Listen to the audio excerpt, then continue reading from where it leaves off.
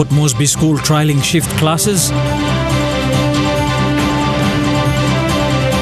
Rogue cop suspended in East New Britain. And fake land group associations emerging.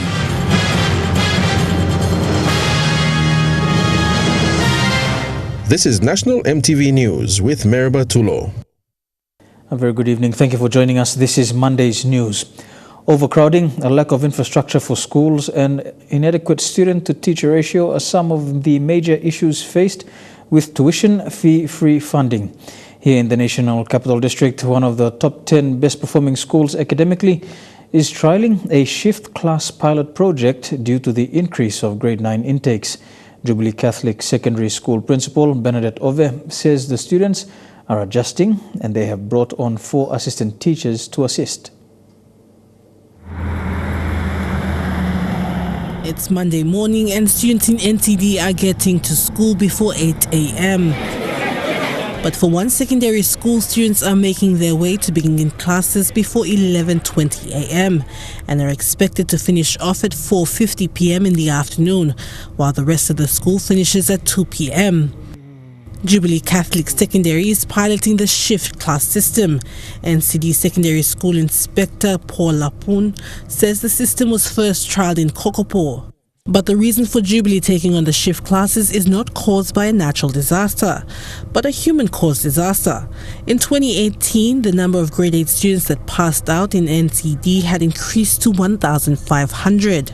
It is just Jubilee. We are trialing it for Jubilee, and when we see the success out of this shift teaching, then we may roll it out to schools that are within the vicinity of where there is easily access to transport. With Jubilee Secondary being in the top 10 best academically performing schools for both grade 10 and 12, the quality of education was a concern for the school. Deputy Academic Principal says an additional 4 teachers were brought on board to assist and ensure quality was not compromised. Extra resources are actually needed, particularly in terms of the teachers. So what we've done is we've actually engaged what we now call assistant teachers, who actually help us with the afternoon classes, and they basically concentrate on that, although there are teachers who actually teach both in the morning shift and in the afternoon shift as well. So it's quite a challenge. But what stands out with the shift classes at Jubilee was that the school does not have the infrastructure. The shift classes being held at the school hall, the library, and any available area in the school. The principal, Bernadette Ove, showing us an incomplete classroom that was supposed to be built in 2012 under the Rehabilitation Education Sector and Infrastructure, also known as RESI. If this classroom was completed, we should not be running shift classes. But because of some challenges that occurred between the Department of Education, through our NCD Division of Education Services, and the contractor, this project is left abandoned since 2012. The principal making it clear she wants the classroom built to avoid overcrowding issues in the future. We would like to be able to seek the understanding of the Department of Education and the contractor to be able to hand over this project at the back of me over to the School Board of Governors, and using the contractor and using any available means that we can be able to find, including our parents. Parents are willing to be able to make some voluntary contributions to the school to be able to help us to complete this incomplete classroom at the back. While shift classes may be a solution and assist in having more students complete grade 12, it comes at a cost of the school requesting for better infrastructure, as the TFF component for infrastructure not being able to cater for the influx of students. Adelaide Siraks Kari, National EMTV News. Registrar of Incorporated Land Groups, Iruna Rogakila, is urging landowners to refrain from joining associations.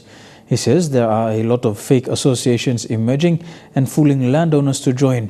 Mr. Rogakila added that only an ILG certificate would give landowners the right to royalties. I think Mr. Rogakila's comments come after landowners of the Wafi Gold project raised uncertainty in acquiring an ILG certificate. According to him, Landowners are being brainwashed into joining associations and disregard the idea of ILGs. There are people who are already giving advice to them to get into associations. There are more instances and more experience that our resource owners are yet to access their benefits because proper identification is not being done. Despite Mr. Rogakila's remarks, Wafi Goldpool landowners say existing clans have worked well under an association over the years and want to remain that way. Project where SML 10 stapin set long hingga me plus stapin set triple kren me plus podetin set association na long plat time me kam plan di all dispute me play pass by finish me corporate one time work one time. However, Mr. Rogakila explained that ordinary landowners would not have much input in associations. He says resource developers would only deal with executives. Association is just like another football club or an entity where only executives are dealt with by outside people, resource developers. The rest is not going to trickle down to the ordinary people. Charlene Airy, National EMTV News, Ley. 4 police officers in East New Britain Province have been suspended from their duties for misconduct. The officers were involved in various unruly behaviour, including assaulting members of the public and repossessing stolen items recovered during police raids. East New Britain PPC Senior Inspector Joseph Tabali has put his men on notice that there will be no leniency given to rogue cops. They have been suspended for 21 days. We will deal with them administratively, okay, and then their charges, disciplinary charges will be deliberated, and the penalty, notice of penalty will be issued as soon as the internal affairs come up with a decision. A man in Manus was beaten up by his wife's brothers until he was unconscious. This occurred after he assaulted her, resulting in the wife sustaining some injuries. Police say the victim, Joel Kepenu from Low Island in the Balopa LLG, was attacked by a group of men armed with knives, sticks and stones. The incident occurred at 7 p.m. last night at Ward 3 after the wife reported her assault to police in Lorengau. Manus Police Commander Chief Inspector David Yapu said 2 of the men involved in the assault of Kepenu were arrested and charged while the others escaped. PPC Yapu has asked the people of Low Island not to take matters into their own hands. Still in Manus, an 18-year-old boy charged for sexual penetration of a minor has appeared for mention before the Lorengau District Court. The suspect from Tingo Village in Tetidu LLG, whose identity has been withheld, allegedly threatened a 15-year-old girl with a knife on the 21st of November 2017 and sexually abused her. Manus Provincial Police Commander Chief Inspector David Yapu said the suspect was on the run until his apprehension on the 13th of January this year.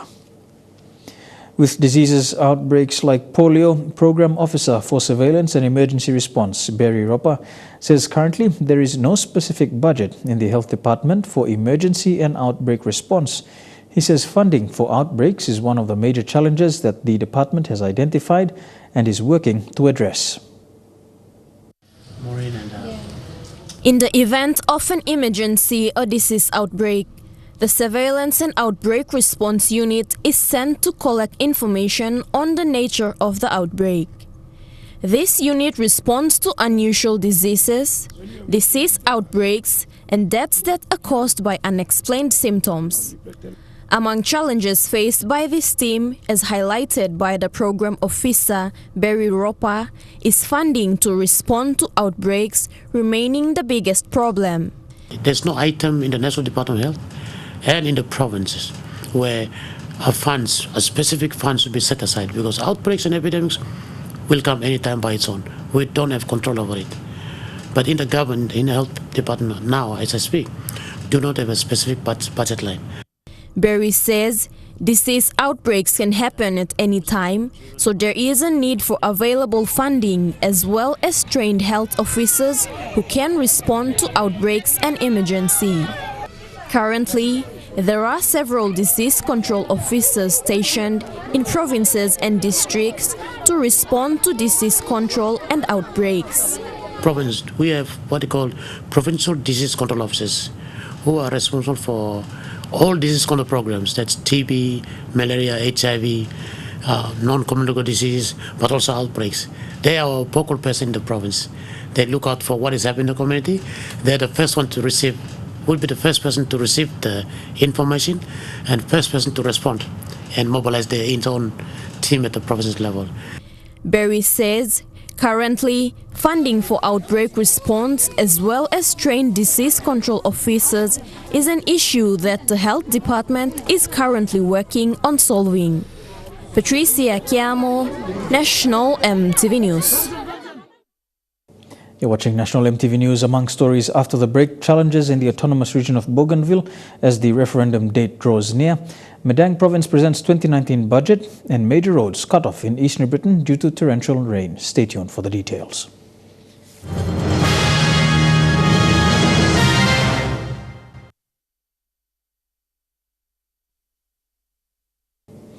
Welcome back to National EMTV News. The task of enforcing the rule of law in the autonomous region of Bougainville continues to be a challenge, especially following a decade-long civil war and at a time now when the island region is preparing for a referendum on its political future.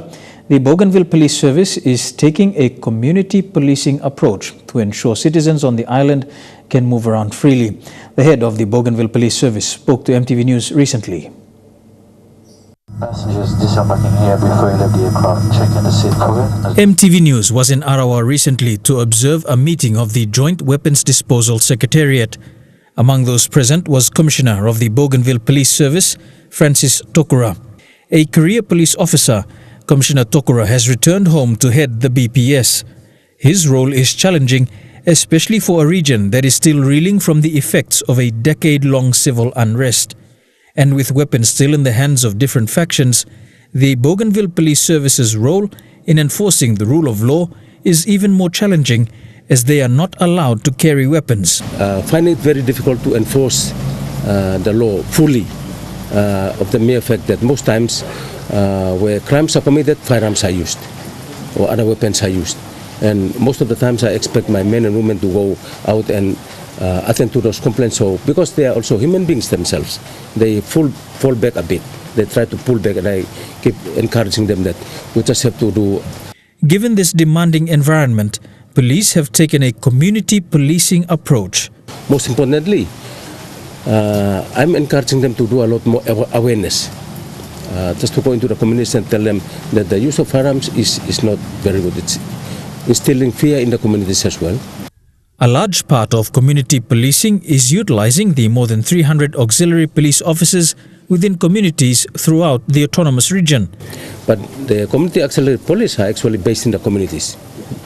The main role is to be in the communities, try to do whatever they can in their own capacities that they have to try and maintain rule of law in the communities. But the total strength of the regular men and women who are supposed to be fully enforcing the rule of law on Bougainville is just 242.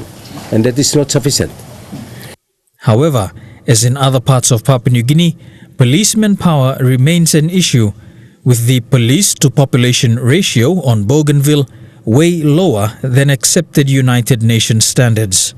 United Nations standards is one policeman to every 450 population. In our case, it's about one policeman to about 1,000 plus population. It's a very challenging situation we are in at the moment. For now, Bougainville Police Service officers are not allowed to carry weapons. This has made their roles in law enforcement somewhat difficult. But there have been discussions with relevant authorities to see how the police service can be adequately equipped to carry out their roles in a challenging environment. The Bougainville Police Service is not allowed to carry firearms, but knowing full well that firearms is part and parcel of and part of our uniform, we are allowed to carry the firearms as well. We've had a lot of discussions with the Bougainville Autonomous Government, the Bougainville Executive Council, on how we can address that particular issue. Most of the times, my men and women are risking their lives to disarm armed offenders. Yes, and most times and they have to pull back because in fear of their lives as well. So it's a very challenging situation we are in at the moment. Still on Bougainville, South Bougainville MP Timothy Masiu recently opened a new 2-in-1 classroom at Boku Primary School in the Bana district of South Bougainville. The newly opened classroom cost about 250,000 kina. Teachers, parents and citizens who were present during the ceremony were challenged to help to deliver quality education. South Bougainville MP Timothy Masiu opened a new 2-in-1 classroom at Boku Primary School in his electorate recently. Masiu emphasized that the classroom should be used to deliver quality education, which produces students with good academic performance. Classroom meaning plant is something. Meaning plant is something straight. I mean looking at the nice classroom. But how about the quality from teaching? How about quality and we can go inside and beginning me, not only lining good plus something. Teacher must ready. Teachers must be in attendance. During the opening, Bana District's Education Officer Lawrence Lugabai revealed that the performance of schools in Bana in 2018 put the district top in South Bougainville. Extending his congratulations to the primary schools, teachers and students, Masiu said, "These are indicators which show that the district is progressing and moving forward." And that is why long leadership long me look long education was one very important area. Because you will lose, they will miss out on 20 years of education. Patricia Chiamo, National MTV News. Moving on, Morobe students under the Gerson Sololu Scholarship studying at the University of PNG received their first check payment by the Morobe Provincial Administration on the weekend. The check was printed at the Provincial Treasury Office using the Integrated Financial Management System, IFMS, which was set up by officers from the Finance Department. IFMS replaces the old PNG government accounting system known as PGAS. This check was the first payment made to the University of PNG using the Integrated Finance Management System. The system was set up by these officers from the Finance Department in Port Moresby. Morobe Governor Ginson Saunu launched the IFMS upgraded government system in Morobe on the weekend. IFMS is one of the new thing that the national government or system that national government has created to correct some of the mistakes in the past in the money system that we use money, public money, and people are complaining that money has been misused, abused. The Integrated Finance Management System, or the IFMS, has replaced the old PNG government accounting system that was used in the country since 1980. The program was rolled out in East New Britain and Central Province last year. According to the IFMS officers from the department, the system is used in most government departments. And in order to manage people's money by whoever is in the government, whether it be a prime minister or member or the governor, the system of handling the public money to bring the services to the people using the public money and to have the smart system, the system that can be seen to be actually driving the decisions of the government to serve the people. Over the years, the government has introduced various government systems to be used in the country. Some of these systems, including the government's upgraded IFMS system, was reported not being effective. Julie Badui Owa, National MTV News, Leh. Madang Province has presented its 2019 budget totaling 312.4 million kina to the Department of Treasury. Speaking at the budget presentation, Governor Peter Yama says this year's budget is all about improving service delivery to the people. He said his plan is to see all government institutions in all districts up and running within the next 2 years. This year's budget for Madang province will be more focused on reviving all government institutions and see service delivery for the people. Governor Peter Yama says government institutions in most districts are run down and have been non-functional for many years, with no services reaching the people in rural areas. All the public servants come and stay in Madang. They don't stay in Bogia, they don't stay in Middle Ramu, they don't stay in Wisuno, they don't stay back in Bundi, Raikos, or Joseph Style, or Long Highland, and Karkar, Bagabag. I missed out. No public servants. Under last year's budget, the provincial government started work into rebuilding government stations in some districts. The governor said they have provided generators for electricity in schools and health centers and will continue to do the same under this year's budget. By the time 2000, next 2 years, the entire Madang district will have administration, public servants on the ground with the people, which we have never had that before.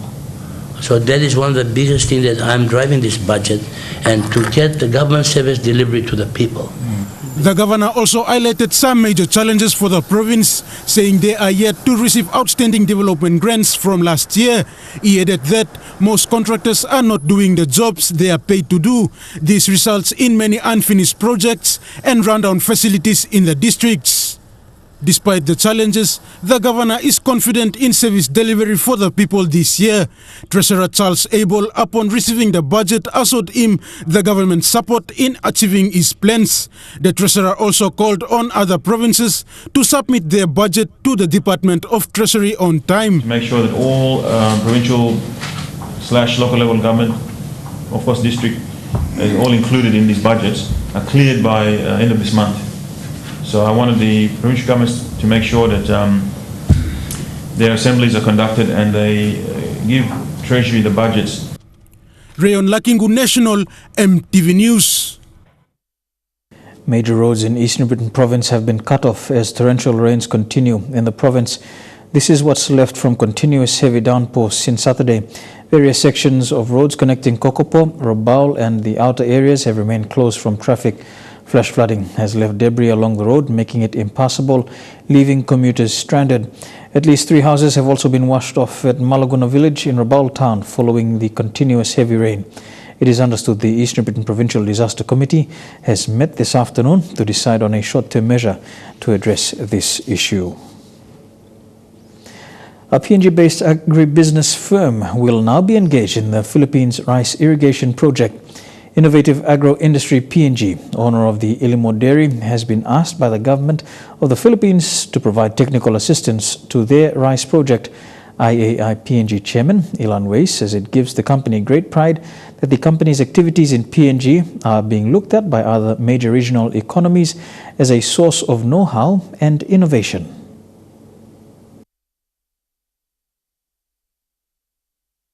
Innovative Agro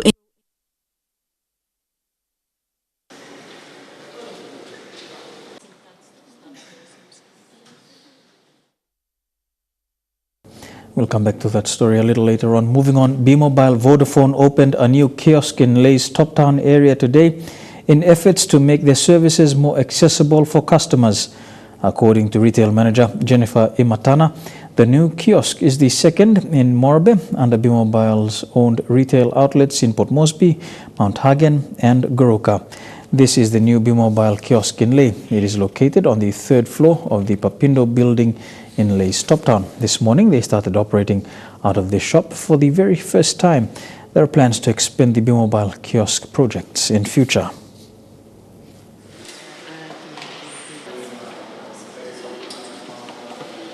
We have one B-Mobile shop that is in Morobe, which is based at the post office.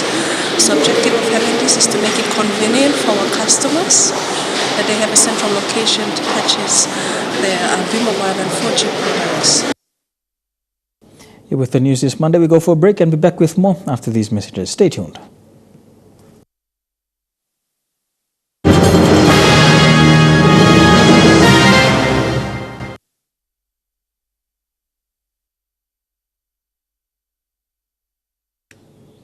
Welcome back to National MTV News. A PNG-based agribusiness firm will now be engaged in the Philippine rice irrigation project. Innovative Agro Industry PNG, owners of Ilimo Dairy, have been asked by the Philippines government to provide technical assistance to their rice project. IAI PNG Chairman Ilan Weiss says it gives the company great pride that the company's activities in PNG are being looked at by other major regional economies as a source of know-how and innovation. Innovative Agro Industry PNG has been invited by the Philippines government to engage in their flagship rice irrigation project by supplying innovative technology. What it does is using alternative energy, solar power, pump the water from the water sources like rivers, lakes and others, and then that water is used to flood the fields, the rice fields. And by using this system.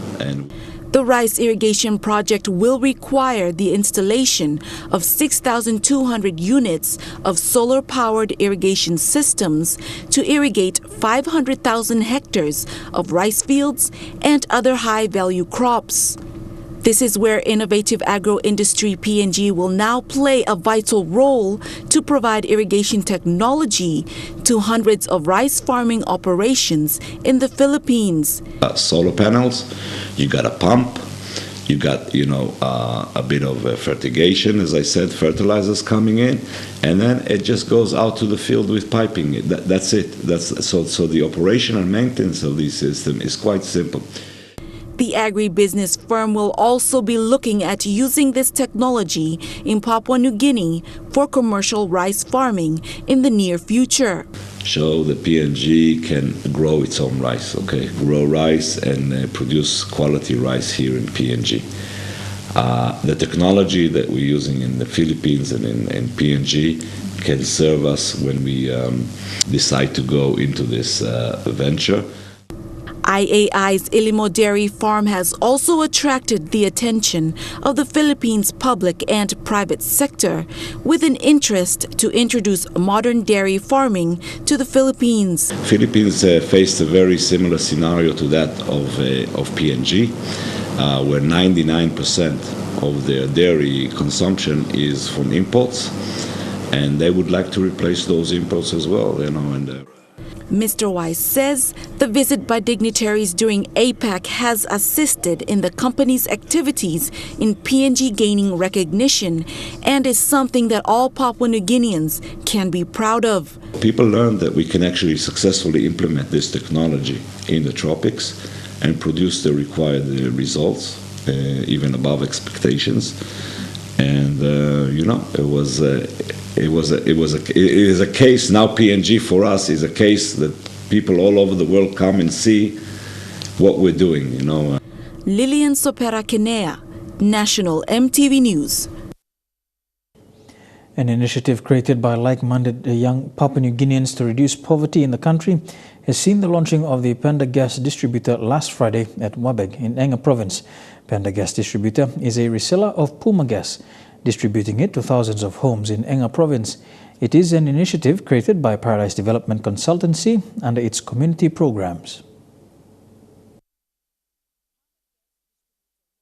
Panda Gas Distributor launched its first distribution site at Muya Village, few minutes drive outside Wabeg town.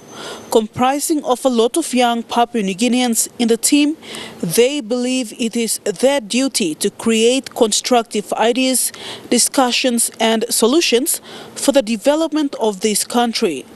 Puma Energy PNG Limited fully supported the work of Paradise Development Company Limited, a subsidiary of Ipali Limited, by partnering to bring this service to local people. It's not about a profit thing, but community social responsibility also to plus saying boss man blame tok very important. So if you remember place, you need to support him this lakan business. Paradise Development Consultancy Limited, after identifying from its poverty stoplight program that people's lifestyle to chop down trees and the energy used to carry trees from long distances to their homes to be used as firewood to cook food is poverty. Poverty in a sense where people are using up their time and energy as well as health and wealth to turn a tree into firewood to cook food. The introduction of cooking with gas using burners and stoves will save time and energy, a solution to lift the standard of living in each home.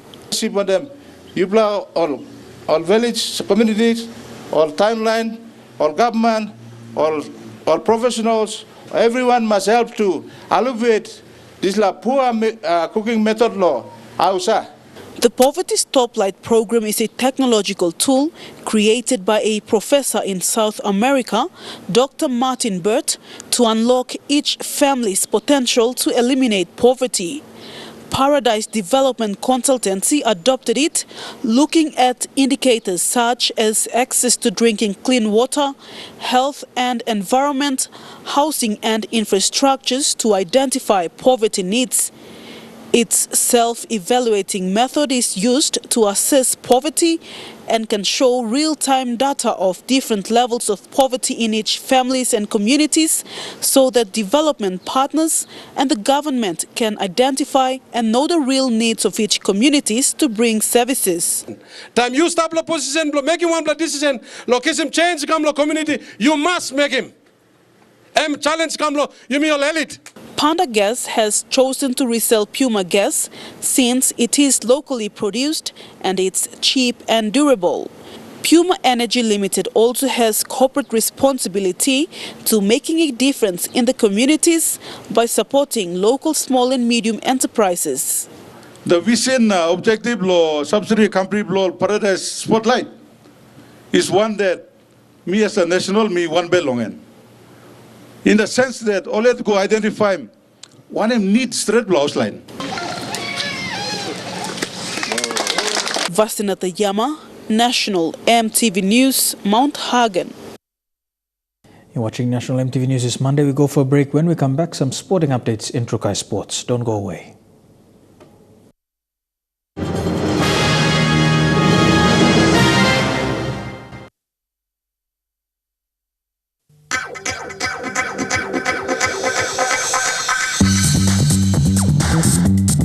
Trukai Sports.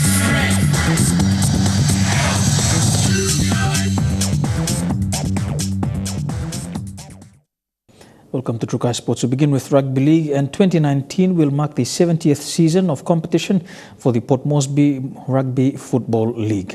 But it was not always a glorious 70, with a few challenges along the way. But importantly, the league has remained uninterrupted since 1949. Port Moresby Rugby Football League, the most consistent rugby league competition, uninterrupted for 7 decades, starting from 1949.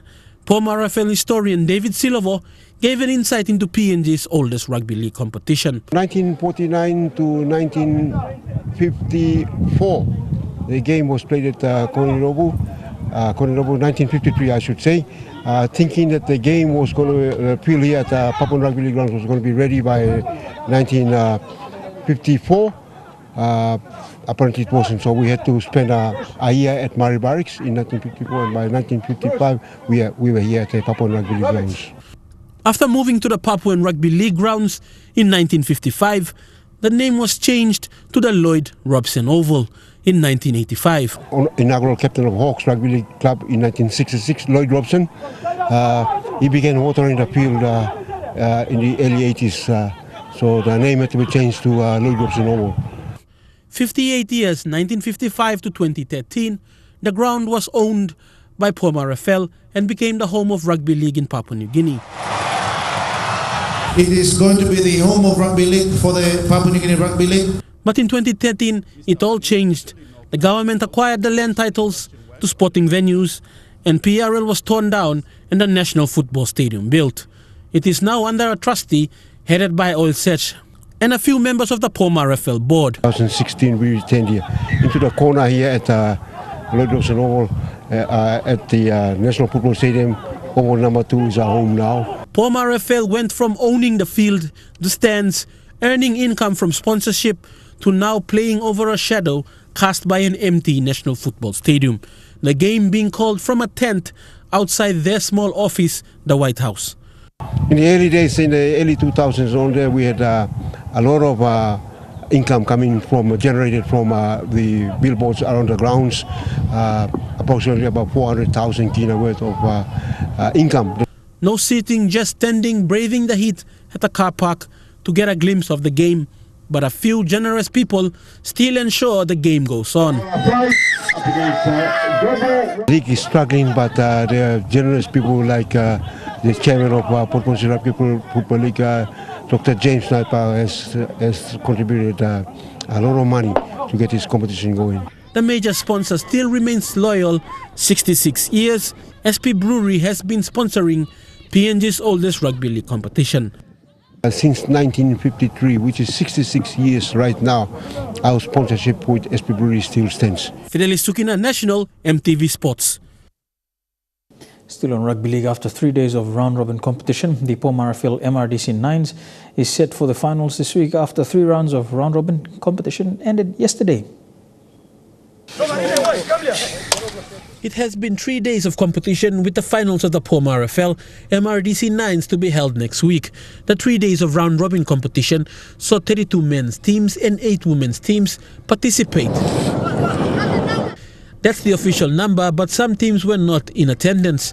Those not present got forfeited. Last 2 days we had 40 games being played, and we continue on today, and there's been some interesting tussles over the last couple of days. We're on the 3rd day of the ninth. We complete the round-robin competition. The Poma RFL Nines has always showcased the talent Port Moresby players had. But there are also invitational teams that show interest, one of them being the Siporo Magpies, who are in form at the moment. The team is from Central Province. The Invitational Pool Festival, which is Pool H, looks like the Magpies have been performing extremely well, and they have gone as far as thrashing Central Dabaris this morning in the 2nd game. Magpies are 22, defeating the Central Dabaris on 4, which has been a classic picture of it. The boys are good. They are the champions of Southern Region 9, so they keep on going on, and they should become out being favorites of the side. And some sides from all our players have been good. They've been winning continuously. Paga as well have been winning in their pool. But regular teams in the Port Moresby Rugby Football League are also showing their potential. In the women's competition, despite having only 8 teams, it wasn't an all-out competition, with some teams not turning up to play. But one team has secured their final spot, the Royals. The Royals seem to be the favourite at the moment, and they should be cruising into the cup next weekend. The finals begin on Saturday next week. Fidelis Sukina, National EMTV Sports. Don't go anywhere. We'll have more of Trukai Sports after these messages. Stay tuned.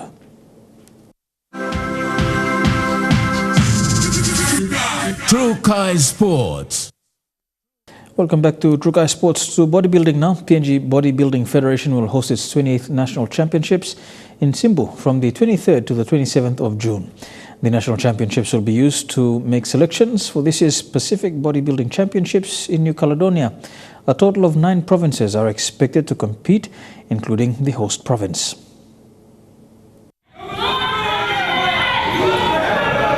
The 28th National Bodybuilding Championships will take place in Chimbu, where bodybuilders, both male and female, will be vying for the Mr. and Miss PNG titles.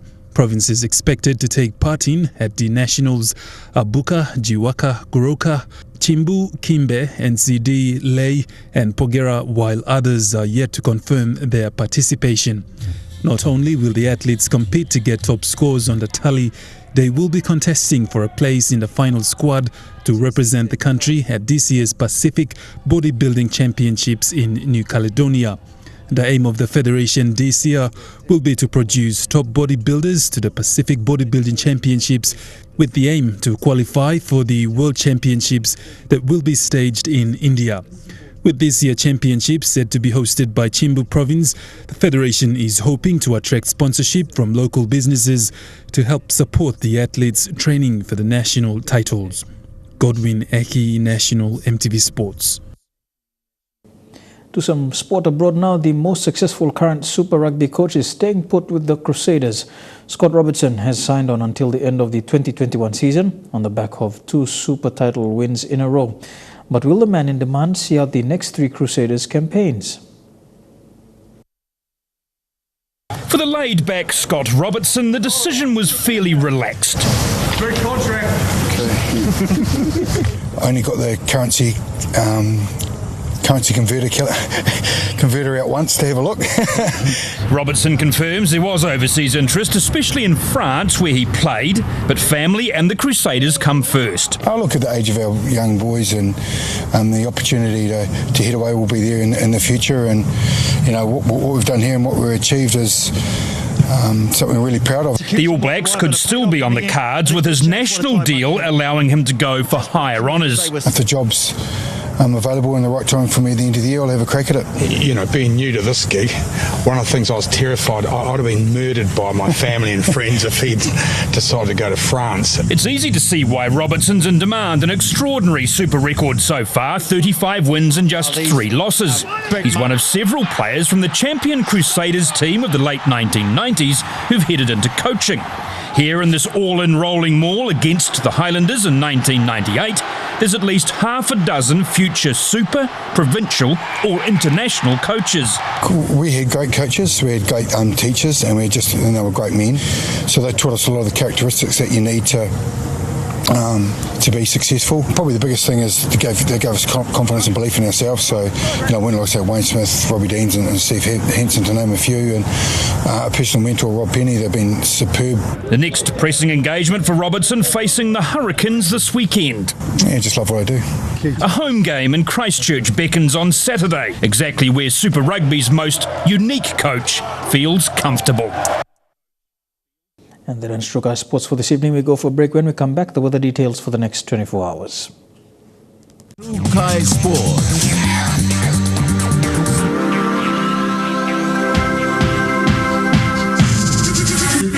Tokura Sports.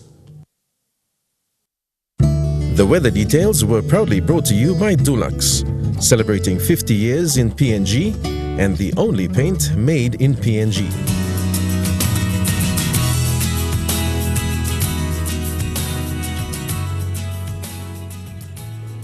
A look at the weather forecast for the next 24 hours. We begin in the southern region. Fine weather expected in Alota with a top of 32 degrees and mostly fine as well for Port Moresby, Daru and Kerma. Fine becoming cloudy for Papandeta. To the Momasa region, mostly fine for Lae. Cloudy becoming fine later on for Wau. Cloudy weather and some showers expected in Madang. Rain and showers for Wewak and Vanimo. To the New Guinea Islands region, cloudy weather and some rain over the next 24 hours for Lorengau and Kavieng. Rain and showers expected in Kokopo, Rabaul and Kimbe. Cloudy weather and some showers for Buka. And in the Highlands region, all the major centres, Mount Hagen, Goroka, Kundiawa, Mendi and Wabeg, can expect showers over the next 24 hours with early morning fog developing. A look at the forecast for small ships, but first there is a renewal of a strong wind warning for all coastal waters. Strong northwesterly surge of 25 to 34 knots are expected to continue for the next 24 hours, causing rough sea and high sea waves. All small craft and boats are advised to take the necessary precautions before and after going out to sea. To a look at the forecast for small ships, waters of southern PNG Indonesian border through Torres Strait and Daru to Kiwai Island to Kerma, Yule Island, and waters of Samurai Island to Cape Vogel to Finchafen, seas 0.5 to 1.5 meters. Waters of Manus and its western group of islands, seas 2 to 2.5 meters. waters of Hood Point to Samarai Island, and waters of eastern and western Milne Bay Islands, and waters of Finchafen through Vitias and Dampier Strait to Siasi Island, to Long Island, Medang, Bogia, Ubak, Aitape, Vanimo, and the northern PNG Indonesian border, and waters of New Britain and New Ireland to Bougainville seas 2.5 to 3 meters.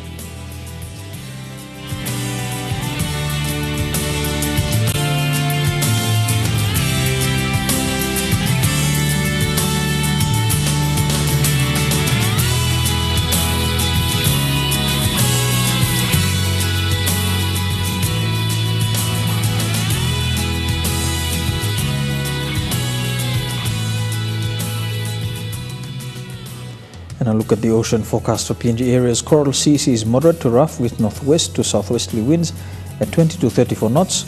Solomon Sea sees moderate to rough with northwest to southwesterly winds at 20 to 34 knots.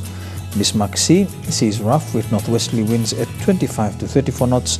And the Pacific Ocean sees rough with westerly winds at 25 to 34 knots. The weather details were proudly brought to you by Dulux, celebrating 50 years in PNG and the only paint made in PNG. And that's the way it is today, Monday the 18th of February 2019. On behalf of the EMTV News team right around the country, pleasant viewing. Good night.